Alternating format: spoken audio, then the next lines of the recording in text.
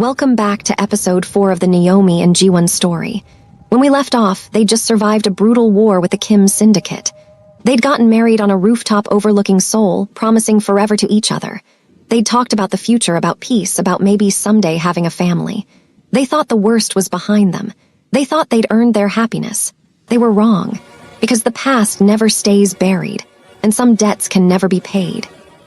What happens next will test everything they are, everything they've built, and force them to make an impossible choice.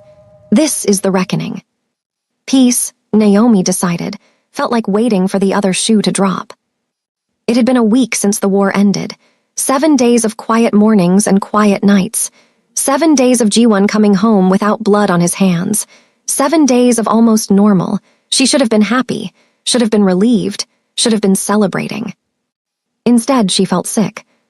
She stood in the penthouse bathroom at 6 in the morning, bent over the toilet for the 3rd time that week, stomach heaving.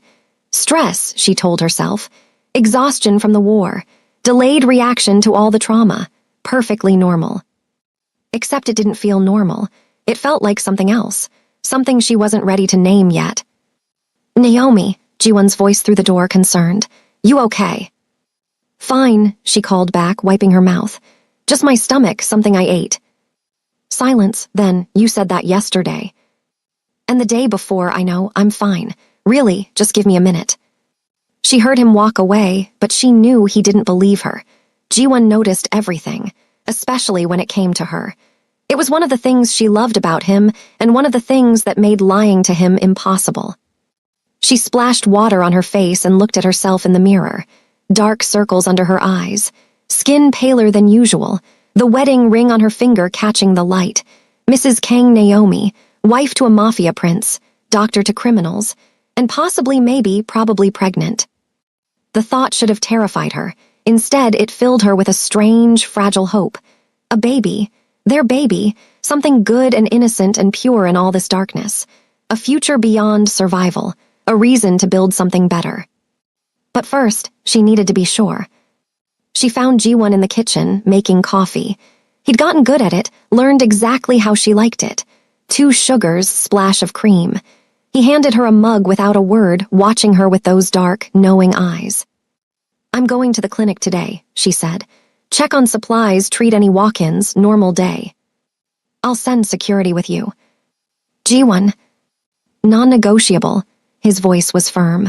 The war just ended. We have a truce, not peace. Until I'm certain you're safe, you don't go anywhere without protection. Please, for me. She nodded, picked her battles. This wasn't one worth fighting. Okay, but they stay outside. I'm still a doctor. Patient confidentiality matters. Deal. He pulled her close, kissed her forehead. How are you really feeling? And don't lie to me.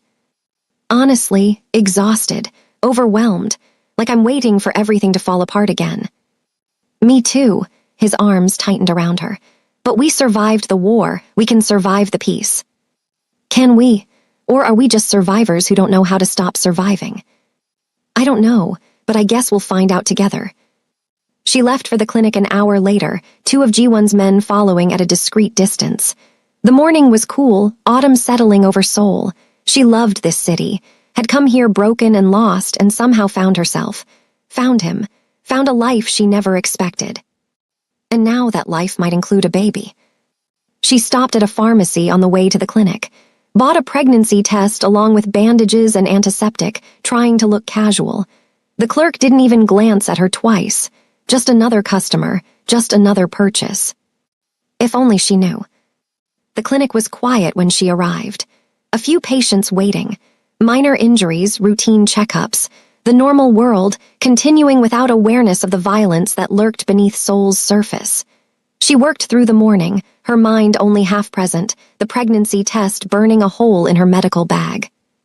She was between patients, about to finally take the test, when she saw him. Marcus Webb. Standing in her clinic waiting room like a ghost from a life she'd buried. Tall, handsome in that all-American way, FBI credentials clipped to his belt. Smiling that smile she'd once thought was charming and now knew was poison. Her ex-fiancé, the man she'd fled Houston to escape, the man who'd made her afraid to love anyone until Jiwon showed her what love really meant. And he was here, in Seoul, in her clinic, looking at her like he owned her. "Hello, Naomi," he said. "It's been a while." Every instinct screamed at her to run, to call for Jiwon's men outside, to do anything except stand there frozen like prey. But she was Dr. Naomi Kang now, not the frightened girl who'd run. She'd face down crime lords and bullets and war. She could face Marcus Webb. "What are you doing here?" Her voice came out steady. "Good." "My job, I'm FBI now, assigned to the Seoul Field Office, Organized Crime Division." He looked around the clinic. Nice place, modest, not what I expected for the wife of Kang Ji-won. Her blood ran cold. "How did you?" "Know you married a crime lord? Naomi, I'm FBI. It's literally my job to know these things. And you've been on my radar for 6 months, ever since I tracked you to Seoul. Ever since I saw who you were associating with, what you've become." "I haven't become anything. I'm still a doctor." "Are you? Because the evidence I have says otherwise." He pulled out a tablet, started swiping through photos, her entering the penthouse, treating wounded men with obvious gunshot wounds, standing beside Ji-won at syndicate meetings, the blood oath ceremony, everything. He'd been watching everything. "You're in trouble, Naomi. Federal trouble. Conspiracy, aiding and abetting, failure to report gunshot wounds, complicity in organized crime. I could go on, but you get the picture. You're looking at 15 to 20 years in a federal prison." Her hands were shaking. She hid them behind her back. "What do you want?" "To help you. Believe it or not, I still care about you. We were going to get married once, remember? Before you ran away without a word. Before you chose this life over the one we could have had." "You mean before I escaped your abuse? Before I fled the man who put his hands on me? Before I chose safety over you?" His expression darkened. "I never meant to hurt you. I was under stress. The job, the pressure, I made mistakes. But I've changed, Naomi. I'm better now. And I'm offering you a way out. Testify against Kang Ji-won. Wear a wire, provide evidence. In exchange, full immunity, witness protection. A clean slate. You can come home." "Seoul is my home." "Seoul is a cage, and that man is your jailer. You just don't see it yet." He pulled out more photos. Crime scenes, bodies, victims of violence. "Look at these, really look. These are people your husband killed. These are the crimes you're protecting. Can you really live with that?" She looked, couldn't help herself. Young faces, old faces. Men and women, all dead, all bloodied, all ended by Ji-won's hand. Her stomach turned. Not from morning sickness this time, from horror. "He's a monster, Naomi, and you're lying in bed with him every night. How can you do that? How can you look at yourself in the mirror?" "He protects me. He loves me. He's using you, and when he's done, when you're no longer useful, he'll discard you like he discarded all these people, like he'll discard everyone who gets too close." Marcus leaned in, his voice dropping. "I'm giving you a chance. 48 hours, think about it. Really think about who you've become and whether this is the life you want. Then call me, before it's too late." He placed a business card on her desk and left. Naomi stood there for a long time after he was gone, staring at the photos on the tablet he'd left behind. Crime scenes, victims, evidence of Ji-won's brutal past, everything she'd chosen to ignore, everything she'd accepted without questioning. She thought she was going to be sick again. That night, Naomi couldn't look Ji-won in the eye. She pushed food around her plate, answered his questions in monosyllables, went to bed early claiming exhaustion. He didn't push, just kissed her goodnight and let her have space.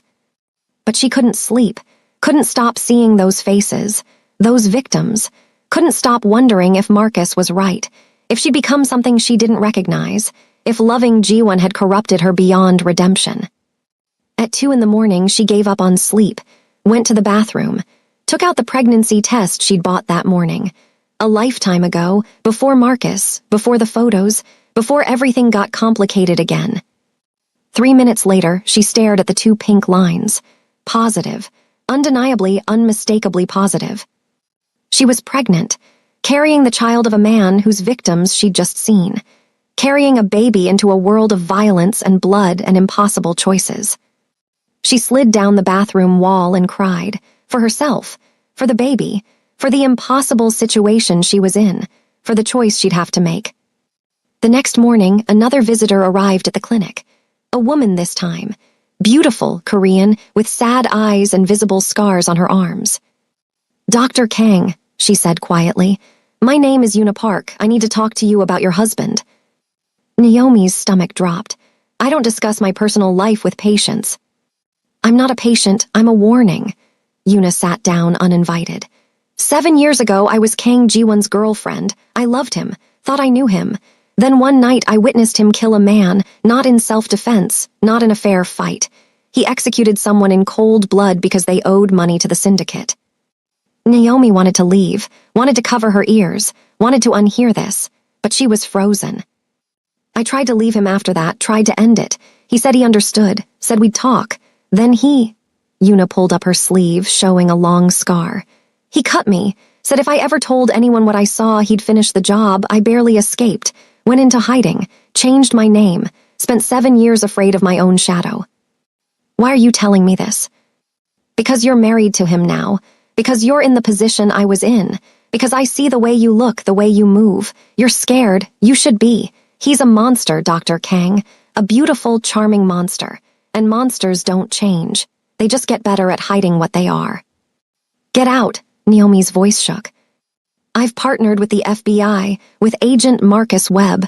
We're taking down G1 and the entire Kang syndicate, and we're offering you a chance to save yourself. Testify, get immunity, get away from him before you end up like me, or worse. I said get out. Yuna stood. You have my number. When you're ready to save yourself, call before it's too late. After she left, Naomi sat alone in her office, surrounded by the ghosts of Ji-won's past. The victims, the survivors, the evidence of who he really was. She'd known, of course she'd known. You don't marry a mafia prince without knowing he's killed people. But knowing abstractly and seeing the reality, seeing the faces, hearing the stories, that was different. And now she was pregnant with his child. The thought made her want to scream. That evening, Naomi did something she'd never done before. She confronted Ji-won with everything, laid it all out. Marcus, Yuna, the photos, the stories, the evidence of his violence. Did you do this? She demanded, showing him the crime scene photos on her phone. Did you kill all these people? Ji-won looked at each photo carefully. Yes, every one of them. Just like that. Yes, no excuses, no justifications. What do you want me to say, Naomi? That they deserved it. Some did, some didn't, that I had no choice. Sometimes I did, sometimes I didn't. That I regret it. I don't. These people were threats. To me, to my family, to everything I'm sworn to protect. And Yuna, did you cut her? Did you threaten to kill her? He closed his eyes. Yes, she saw something she shouldn't have. I was younger, more volatile. I scared her into silence. It's one of the things I regret most. You said you don't regret killing people. I don't regret protecting my family. I regret hurting someone who loved me, someone I cared about. There's a difference. Is there? Because from where I'm standing, it all looks the same. Violence, control, fear. This is who you are, Ji-won. This is what you do. And I married you knowing it, but seeing it. She gestured at the photos. Seeing the reality of it, that's different. Are you leaving me? The question hung in the air. Simple, devastating. I don't know. I don't know who I am anymore. I don't know if I can be married to someone who's done these things. I don't know if loving you makes me complicit. I don't know anything except that I'm terrified and confused and I can't see a way forward. He moved toward her, but she stepped back. Don't. I need space. I need time. I need to figure out if I can live with this. With you, with myself. How much time? I don't know. Marcus gave me 48 hours to decide if I'll testify against you. So I guess I have 48 hours to decide everything. Are you considering it, testifying? I'm considering everything, including whether I made the biggest mistake of my life when I said yes to you. She saw him flinch like she'd struck him. Good. Let him hurt. Let him feel a fraction of what she was feeling. I love you, he said quietly. That doesn't erase what I've done, doesn't make me less of a monster. But it's true. I love you more than I've loved anything in my life. And if you leave, if you testify, if you choose to walk away from this, from us, I'll understand. I'll hate it. It'll destroy me. But I'll understand. Because you deserve better than a man with blood on his hands and ghosts in his past. Don't make this about you. Don't make me the villain if I choose to save myself. I'm not. I'm just saying I love you, and whatever you decide, that won't change. Naomi left him standing there and went to the guest room, locked the door, lay on the bed and stared at the ceiling, one hand on her still flat stomach. A baby growing inside her, half him, innocent, untouched by the violence and the blood and the choices that had led here. What kind of mother brought a child into this world? What kind of mother raised a baby in a penthouse fortress surrounded by criminals? What kind of mother loved a killer and called it romance? She didn't sleep that night either. The next day, Marcus called. Have you decided? I need more time. You have 24 hours. Then the FBI moves with or without you. We're raiding Kang's syndicate operations tomorrow night. Every location simultaneously. If you're at the penthouse when it happens, you'll be arrested along with everyone else. So decide, Naomi. Save yourself or go down with him, but decide. He hung up. Naomi sat in her clinic, surrounded by medicine and supplies and the tools of healing, and felt more lost than she'd ever felt in her life. That afternoon, she finally told someone. Sarah, her friend from the old days, the one who'd helped her prepare for the wedding. They met at a quiet cafe, far from the penthouse, far from everything. I'm pregnant, Naomi said without preamble, and the FBI is raiding G1's operations tomorrow night, and my ex-fiancé is the agent in charge, and I have to decide if I'm going to testify against my husband or go to prison with him, and I have no idea what to do. Sarah just stared. Wow, okay, that's a lot. I know. What do you want to do? I want to wake up from this nightmare. I want none of this to be real. I want to go back to being a normal doctor with a normal life and normal problems. But you can't, so what do you actually want? Naomi thought about it, really thought about it. I want G1, I want our baby. I want a life where we're not constantly running or fighting or surviving. I want peace, real peace, the kind that lasts. Can you have that with him? I don't know, maybe not in Seoul, maybe not in this life, but maybe somewhere, maybe as someone else if we run, if we disappear, if we start over. You're talking about becoming a fugitive. I'm talking about choosing my family, my husband, my child, even if it costs me everything else. Even if it means giving up medicine, your career, your identity. I already gave up my identity when I took the blood oath. I already gave up my career when I started treating criminals. This is just the logical next step. I'm all in, Sarah. I've been all in since the moment I brought him to my apartment instead of calling the police. I just didn't want to admit it. So you're choosing him. I'm choosing us. Him, me, the baby. That's my family now. That's what I protect, no matter what. Sarah reached across the table and took her hand. Then you better get ready, because choosing him means running, and running means leaving everything behind. I know, but I'd rather run with him than be safe without him. That's love, stupid, reckless, beautiful love. Yeah, it really is. Naomi went home that evening knowing what she had to do. Found G1 in his office, staring at security feeds, looking exhausted and worried. He looked up when she entered, and she saw hope and fear war in his expression. I need to tell you something, she said, and you need to listen without interrupting. He nodded. I'm pregnant, about 6 weeks. I just found out. And before you say anything, before you react, I need you to know that this doesn't change my decision. It clarifies it. She saw the emotions cross his face. Joy, terror, wonder, love. Naomi. I said don't interrupt. Marcus offered me immunity, full protection, a way out of all this. And I'm not taking it. I'm choosing you, I'm choosing us. I'm choosing our family, even though you're a killer. Even though you've done terrible things. Even though loving you has cost me everything I thought I was, I'm still choosing you. Why? Because Marcus was a monster in a suit. He hurt me because he could, because he wanted control, because my pain gave him power. You hurt people to survive, to protect. It's not the same. It's still wrong. It's still violence. But it's not evil, and I can live with that. I can love a man who does terrible things for understandable reasons. I can't love a man who does terrible things for pleasure. The FBI is coming, Ji-won said. Tomorrow night, I know, we have intelligence. I know too. Marcus told me. He wanted me to save myself. Maybe you should.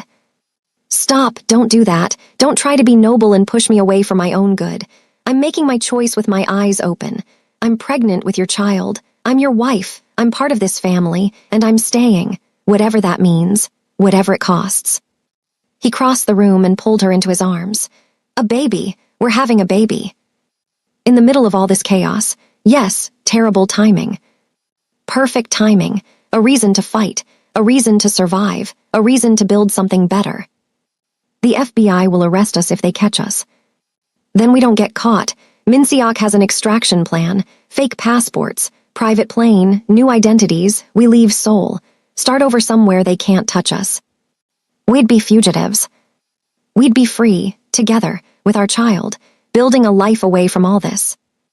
I'd lose everything, my medical license, my career, my name.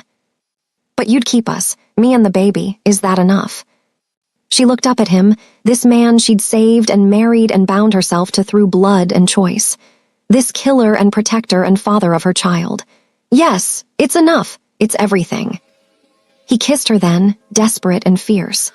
A promise and a goodbye to the life they'd built, and a hello to whatever came next. They spent that night making love like it might be the last time, slow and tender and full of unspoken promises. Afterward, they lay tangled together, his hand on her stomach, both imagining the future growing there. Boy or girl? He asked. Too early to know. But if you had to guess. Girl, a little girl with your eyes and my stubbornness. God help us all. She laughed, actually laughed, first time in days. We're going to be okay, somehow, we'll figure it out. I love you, he said. You and the baby, my family, I'll protect you both with everything I am. I know, I love you too. Even though you're a disaster, and loving you is the most reckless thing I've ever done. You saved a bleeding mobster and brought him to your apartment. Reckless is kind of your thing. Fair point. The next evening arrived too quickly. Minsiok had everything arranged. The extraction team was ready. The plane was fueled and waiting at a private airstrip outside Seoul. Their new passports read James and Naomi Chen. Taiwan-born, Australian-raised, clean histories, new lives. They packed light, only essentials. Naomi looked around the penthouse, this fortress that had been her home, and felt the weight of everything she was leaving. But she'd choose Ji-won and the baby over buildings and things any day. Ready? He asked. No, but let's go anyway. They were halfway to the door when Naomi felt it. A sharp pain in her lower abdomen. A wrongness that sent fear flooding through her system. Ji-won, she said, gripping his arm. Something's wrong. What? The baby, I think. Oh God. She looked down, blood on her pants, spotting maybe just stress, maybe nothing, or maybe everything. Hospital, Ji-won said immediately. Now. We can't, the FBI. I don't care about the FBI. You're bleeding. The baby. Could be fine, could be normal. Spotting happens. We can't risk the hospital. We have to get to the plane. We have to.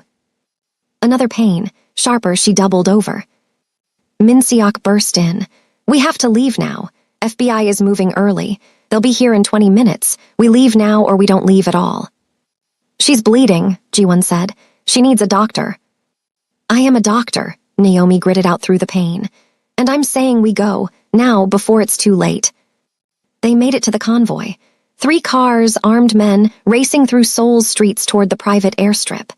Naomi in the back seat, Ji-won's arm around her, blood soaking through her clothes, pain coming in waves. Stay with me, he kept saying. Stay with me, we're almost there. The baby. We'll be fine. You'll both be fine.